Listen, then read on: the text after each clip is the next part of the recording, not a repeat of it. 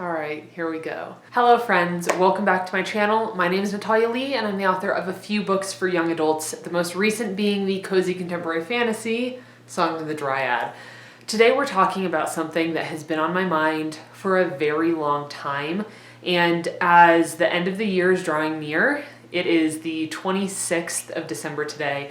As the year is coming to a close, I am ready to talk about this, and part of this is going to be an act of cleansing for me because I am ready to move forward into 2020, move forward into the new year without all of this baggage and all the burden that I'm going to kind of lay bare for you today. So we're going to talk about why YouTube has been incredibly toxic for me this year and what has sucked about it, and why 2019 was the hardest year on YouTube that I've ever had. Also, I had a very bad cold last week. I was down for about 6 days, just in bed, incredibly sick, and I'm feeling much better, but I still have a little bit of a sore throat. So I got some tea here today. I'm probably gonna be sipping on it a lot because I'm gonna be talking a lot, and I know it's gonna make my throat hurt. Okay, so I came up with a list of 5 things that kind of came to mind when I thought about why has YouTube been so difficult for me? Why has it been so toxic? So we're going to talk about those 5 things, and then in addition to talking about the difficulties that I've had with YouTube, we're also going to talk a little bit about my anxiety, and that'll be more of like a positive spin because this is all mental health related. All the YouTube stuff that I'm going to be talking to you about it's all up here. And so we're going to be talking about my anxiety as well. So let's just dive right in. So I've been on YouTube for quite a while. We're actually going to look back to my very first video that I ever posted and see the date that I posted it. It was a Red Queen book review. And I posted it on January 4th, 2016. I had no idea that I started in January. So we are coming up on my 4-year anniversary on YouTube. We're just like a week or so away from 4 years I've spent on YouTube. And in my 4 years on YouTube, 2019 was the hardest, most toxic year that I have ever had, which is kind of to be expected because I've been here a while. The community is not as new as it used to be, so the community is growing and changing. And as you spend more and more time in a community and your subscriber count grows, you're bound to have different struggles. And of course, there's going to be the accomplishments as well and the really good things. And I have had really good things happen to me on YouTube this year. So I don't want to make it seem like it's been all bad because it hasn't been. There have certainly been times of absolute joy and contentment and just loving what I'm doing, but I would say that more so than any other year, there have been long periods of self-doubt, competition, negativity, just so many bad things tied up in YouTube that I never had before. I don't even know where I want to start this video. For some reason, I never get nervous for videos, but for some reason I'm nervous about this one. And I think it's just because I haven't talked like openly about these things before, and it's a completely vulnerable and personal thing to be talking about. So I'm a little nervous about it, but this is an act of cleansing, and I am going to be starting fresh in the new year. Of course, we have an ad.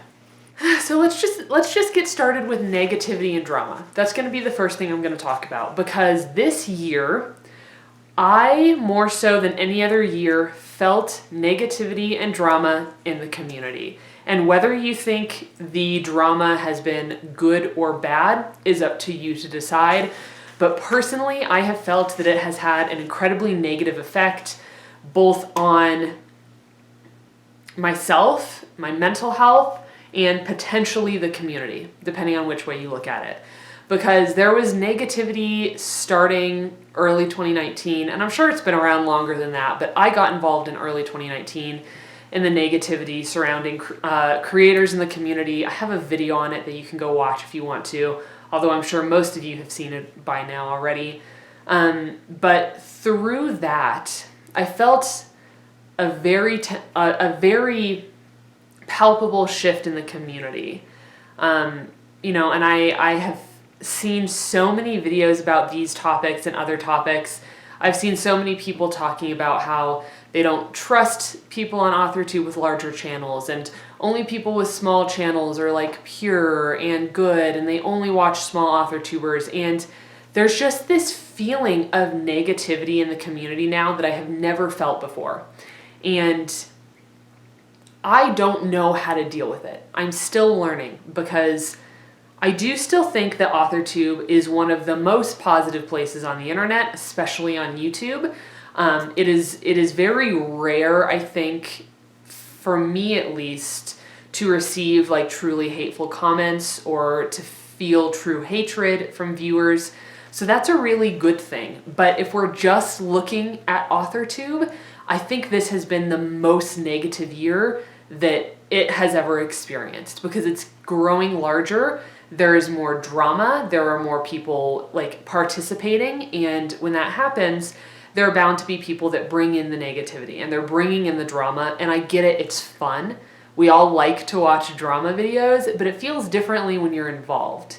And when the drama has something to do with you or, you know, the community that you're in, and that has taken a toll on me. It absolutely has. And going along with this is the stupid freaking website, the absolutely terrible website, Guru Gossip, or Gossip Guru.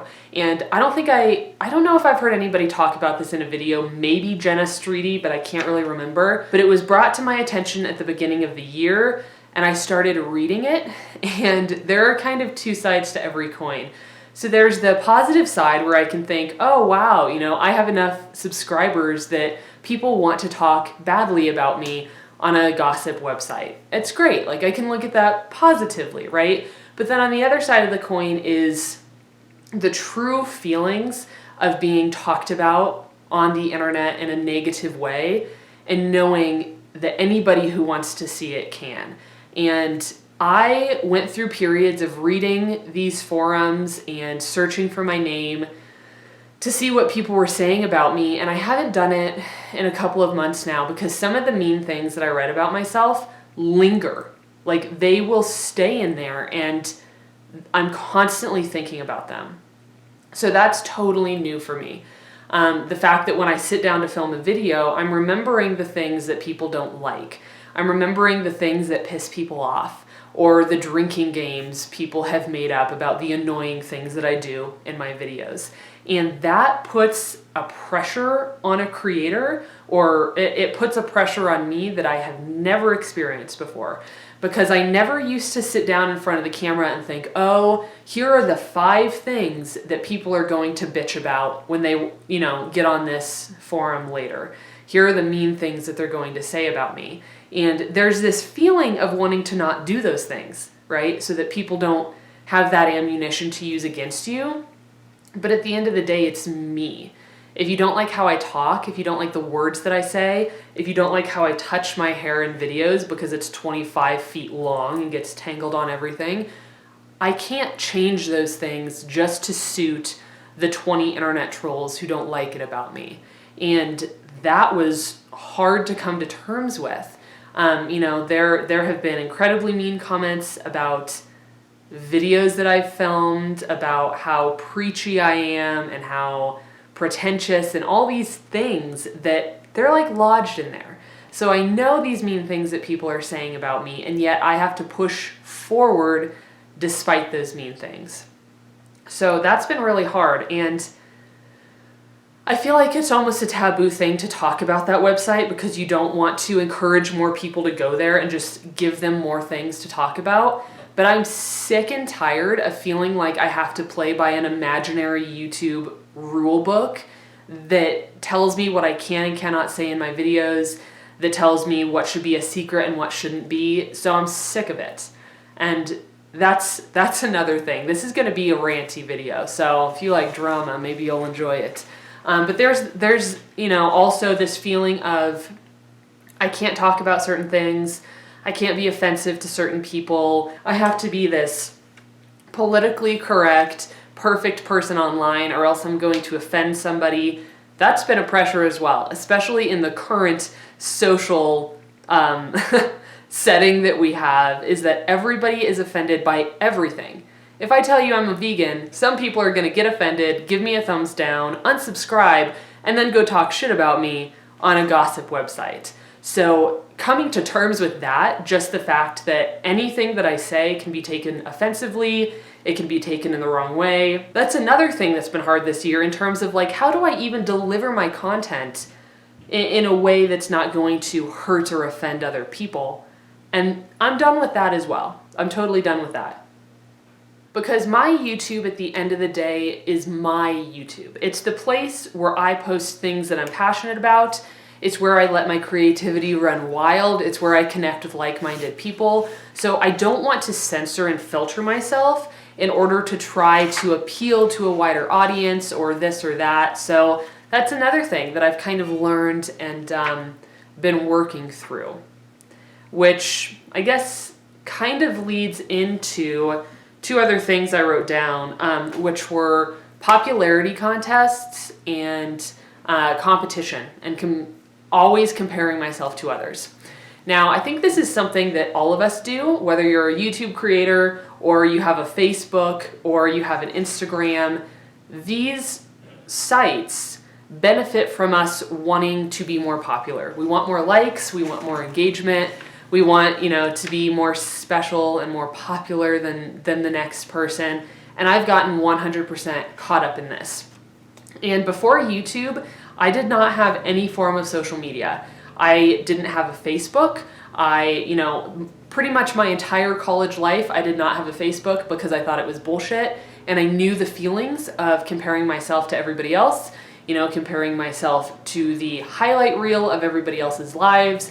But then when I joined YouTube and when I started using YouTube and Instagram as a brand and as a way to get my author content out in the world, I was suddenly locked in, because that's what all this is at the end of the day. Like, I'm not on Instagram just because I enjoy being obsessed with scrolling. Like, I do have these feelings of wanting to turn it all off and just step away from it. And I know that I can do that, but there's this fear of not being relevant anymore. There's a fear of losing my numbers. And this comes back to being obsessed with popularity, and then the comparison game comes in. And again, you can see how popular somebody is based on their likes, their views, their comments, their subscribers, their followers. So you track it, right? You track your own. You're aware of how many subscribers or followers this other person has and where you rank. And this year, I started experiencing extremely toxic feelings of comparison and competition with my fellow creators.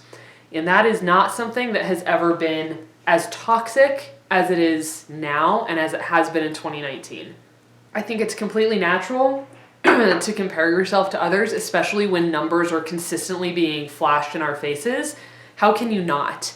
Like, you compare yourself. But until this year, it wasn't at the level where it's at for me now. I'm literally at the point where I have to hide videos from my feed constantly. I'm having to unsubscribe from people. I'm having to unsubscribe from newsletters, because every time I see this content coming up from these creators, I get a rush of anger. I get a rush of, wanting to compare, wanting to look at their numbers versus my numbers and then think about, why am I not getting the numbers? Why aren't I good enough to be getting this type of interaction with my content? And I am sick and tired of it. I am absolutely, completely tired of it, because it's taking such a toll on my emotional well-being. Like, YouTube used to be such a positive place. I didn't care quite as much about the views I was getting. I didn't care quite as much as the number of likes or comments that I got. There was also always a little bit. And I think it's unrealistic to act like you don't care at all, because you see the numbers, you care, you follow that. But it has just gotten to a point this year where it's bad for me. It is so bad for me. I don't want to do that anymore. I want to make content because I love it. I want to make content because it's true to me, and not because I feel like I have to keep up with everyone and their mother, because I can't. I can't be constantly battling it out with everybody else when there really is no battle to even be had. And that's the thing. Just because somebody else gets 5,000 views doesn't mean that those people can't then turn around and watch my video. So I don't need to compare myself. I don't need to compete with anyone else. And logically, I know that, but emotionally, it's like I cannot wrap my head around the concept. And I got better for a while. Kind of during the middle of the year, I was like, I can handle this. I can deal with these feelings of inadequacy, which is what we're going to talk about next. But I have kind of slipped and fallen right back down into the kind of pit of despair of never thinking that what I do is enough if somebody else is doing better than I am. So that's kind of the last point that I want to touch on. And I was watching one of my old videos today talking about work-life balance and how I wanted a better work-life balance. And I talked about never enough, never good enough. If I'm filming one video a week, it's not enough. If I'm, posting on Instagram this many times a week, it's never enough, never enough, never enough. And that is still there. And if anything, it's worse now than it has ever been. Because I just hit 10,000 subscribers, which is an absolutely amazing, mind-boggling number. Because I can remember when I hit 1,000 and how I felt like that was the biggest moment in my YouTube life. But now I've hit 10,000 and it's like it almost doesn't even register, right? Because, let's skip this ad again. Like the fact that I could have 10,000 people following my writing journey and then turn around and feel like that's not good enough. I need 20,000, I need 50,000, I need this or I need that in order to feel confident in myself and in what I'm doing is bullshit. And I know that it's not just me that feels this. I've been watching TED Talks about this. I know that other people feel this too. And for me at least, it feels healthy to talk about because I get it off my chest. And if I can look back on this video and remember how I was feeling and remember how I was tired of feeling that way and ready to start feeling healthy again, mentally healthy about my life online and what I'm creating, then all this ranting and complaining and discussing will be worth it. And I've kind of already started this process of healing in a way. I have 2 YouTube videos on my channel right now, actually 4 that I can think of. I did 2 episodes of Natalia Plays Stardew Valley, in which I just played Stardew on the PS4 and chatted with people that came to the live stream about books and writing and movies and shows and what have you. And I also have 2 videos of a new series that I'm calling Month in Moments, which is a series where I document my life, during the month, and then I break it down into a 3-minute video so I can look back on what I was doing that month. And these videos have terrible views. People don't like them. People have told me that I trick them and that it's toxic and all these shitty things. And there's like that light bulb in my brain that's like, why are you doing this? What if it messes with your analytics? What if people unsubscribe because I like to play a video game? What if people unsubscribe because I want to try this different type of content? But I finally eventually got to a point where I said, what does it matter? What does it honestly matter if people don't like Stardew Valley? It doesn't matter. I'm not making a living on YouTube. I barely make any money on YouTube. I'm here because I enjoy it. And if my fear of not being good enough for other people makes YouTube not fun anymore, then what is the point? So moving forward in 2020, here's what I want to try to do moving forward. I want to stop caring about what everybody else has to say. And I want to stop comparing myself to others. I don't want to look at somebody else doing well and then think, oh, this must mean that I'm not doing well. But then at the same time, I'm going to give myself grace and say, if these 5 creators make me feel inadequate, I'm done. I'm unsubscribing, I'm unfollowing, and I'm not going to deal with it anymore.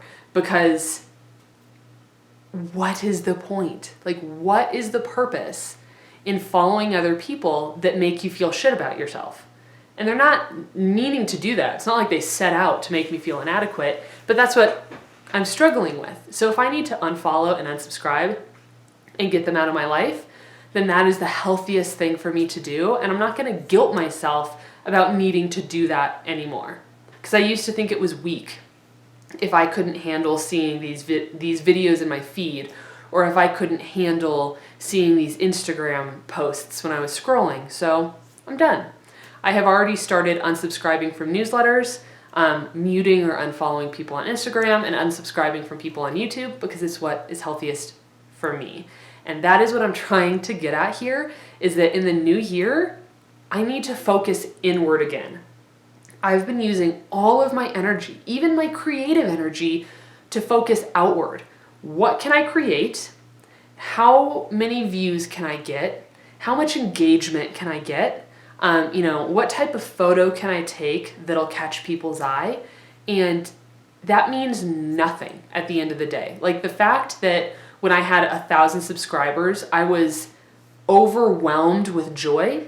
And then the fact that I get 10,000 subscribers and all I can think is, when am I going to hit 15? Shows that engagement and likes on my posts and my content doesn't bring me joy. It's fleeting and I can't keep hold of it. It's not like I can bottle that and use it when I need it. If anything, it's like there's a hole in the bottle, and the more I get, the faster it drains out. And I don't want it to be that way anymore. I want to be on this platform because I enjoy connecting with you guys, and I really, truly do. Connection is important. More and more engagement and popularity, not important. Not important. It's the actual relationships that I'm forming with other creators, the actual relationships that I'm forming with my friends in the comments section. Those are the things that bring me joy. That's what really matters to me. So I don't know how I'm going to achieve this in the new year, but I know that I want to. And I know that I need to start focusing on me and how I feel and how to make it a positive place again. And that might mean taking a step back from social media. That might mean focusing on my books and writing my books instead of focusing on how to document my books. I don't know. I'm not sure yet. But I know that I am ready to start fresh and wipe all the toxic, nasty stuff off of this plate and have a clean, fresh plate, a fresh start. Why am I using a plate comparison? Slate. Plate. A clean slate is what I meant to say. I got the 8 part right. So the last thing that I kind of want to talk about is anxiety. And this is kind of a positive spin on it because I have really tackled my anxiety this year. In 2018 and 2017, I was struggling intensely with anxiety. And in 2019, I finally put a foot down and I said, I don't want my anxiety to control me anymore. And I'm tired of living my life in fear, like anxious fear at all times. It was to the point where I was anxious to put gas in my car. I was anxious to visit with my grandmother for lots of reasons, which I could do a whole video on that, on like family anxiety and family stuff. I was anxious to go into the grocery store. I was anxious to go pet sitting. I was anxious about everything, and I was sick and tired of it. And for so long I had played the victim and I had said, I have crippling anxiety. This is just what it is. This is why I can't go to the grocery store. This is why I don't like putting gas in my car at a gas station. And I finally said, no, that's not who I am. And I can feel better. I can do better than this. And something that really helped me was counseling. I used BetterHelp counseling for about 3 months, and it helped immensely. I used the chat function on there. So if you're somebody that doesn't like talking on the phone or you don't like seeing somebody in person, you could just use the typing function.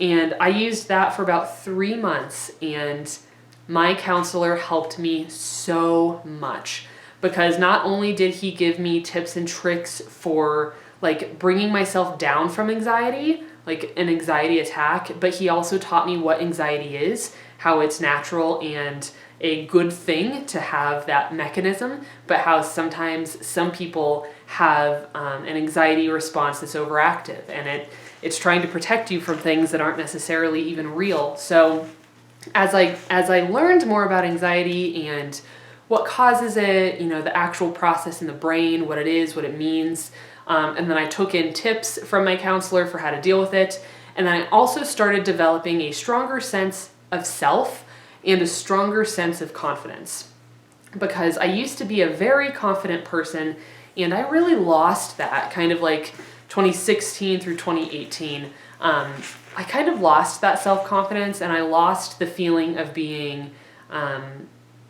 self-dependent, like self-reliant, and I had to find that again. So it certainly wasn't an easy process, and it's not like I don't have it at all anymore, because all of us have it to some extent, but it's so much better because I have more self-confidence, I am self-aware, and I know that I have the tools to handle it and to deal with it and to work through it.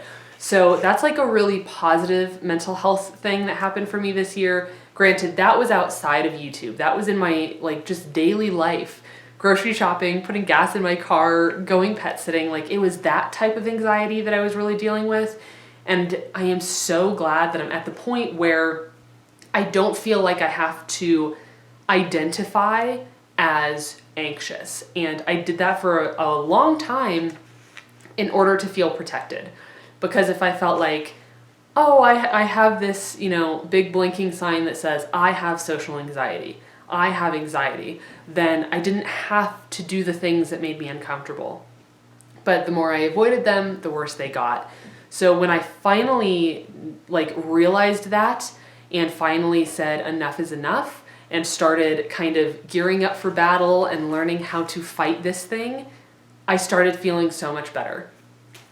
And I could make a whole video on this if you guys are interested. I've talked to so many people who have had similar experiences, and it seems to help to kind of talk through it and to open up and be vulnerable with each other. So if you have any questions, feel free to leave them in the comments below. Let me know if you'd like to see a video on the topic. Yeah, because I have my own personal experience and I'd be happy to share that with you.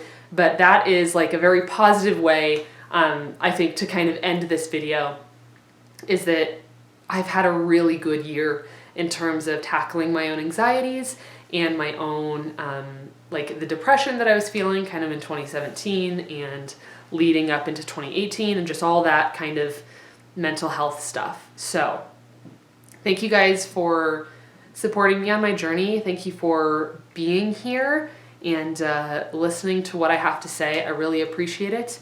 I'm using this as a way to move forward, to clean the slate and move forward and start something fresh and start something healthy for myself in 2020. So I will have a couple videos coming out, probably, I don't know, either end of December or beginning of January, where I'm going to talk about my accomplishments in 2019. I had to let Tifa out. So I'll have a video coming out where I talk about what I accomplished in 2019, and then also a goals video for 2020. I didn't do a goals video for 2019, which I'm kind of bummed out about, but this year ended up being a total whirlwind and not at all what I expected in terms of writing and publishing. So I think that's okay anyway. So yeah, thank you guys so much for being here. And I'm looking forward to continuing my YouTube journey in 2020. I'm looking forward to finding a healthier balance with it all. I'm looking forward to writing more books, telling more stories, and sharing those stories with you. I appreciate all of you. I hope you're having a wonderful December, a wonderful holiday season, and I will see you in my next video. Bye, friends.